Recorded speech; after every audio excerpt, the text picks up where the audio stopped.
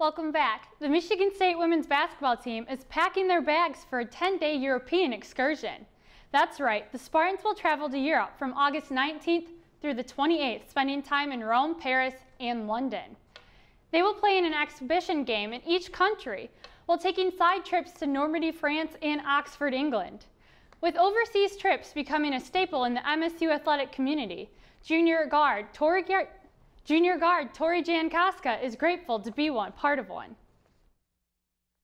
Well, Michigan State puts us on a platform that a lot of other women's basketball teams don't get, and I feel extremely lucky to play here. It was one of the reasons I want to play here, because they put women's basketball up there right underneath men's basketball and football. So I think it's good for both basketball-wise and for like camaraderie. We come together as a team, we spend a lot of time together, and we learn about each other both on and off the court. This bonding time will be good for team chemistry as Michigan State welcomes 5 newcomers to this year's squad. And the Spartans finished last season with a 25-9 record, advancing to the second round of the NCAA tournament. We're wishing safe travels to the Spartans as they embark on this Thursday.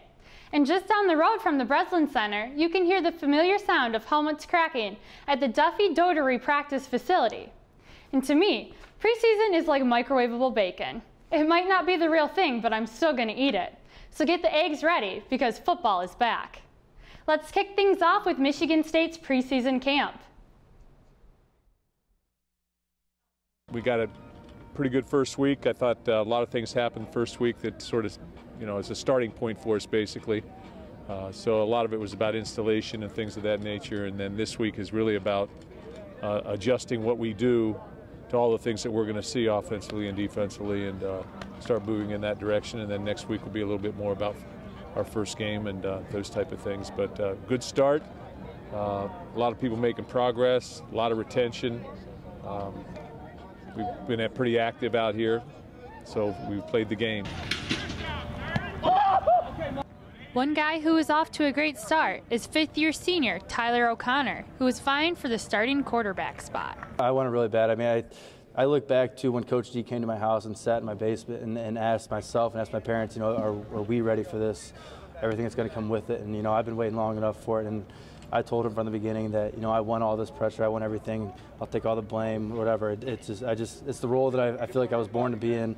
I'm very willing to take everything, whatever, good or bad, and I think it's my time. We've got our guys. We've got a deep football team. That's what I will say. There's not a lot of difference between the 1s and the 3s in some areas, because we're a little bit inexperienced in certain positions, but we have players back. But at the same time, when you look at our freshman class, they just need reps, for example. I mean, there's talented players there. We're pretty healthy right now. So for all things being summer camp and what you're trying to do in summer camp, pretty healthy. Got some guys nicked up, but nothing that's going to create issues. But I don't talk about injuries. For the media, there will be no offensive. Well, we all know Coach D hates talking about injuries, but good to hear that the Spartans are fully healthy so far this season. Their home season opener takes place on Friday, September 2nd at 7 p.m. against Furman. And switching over to the high school level, their football season officially starts next Thursday, August 25th. Here's a look at the season openers for our local teams. And that's all for sports this week. Now back to you at the desk.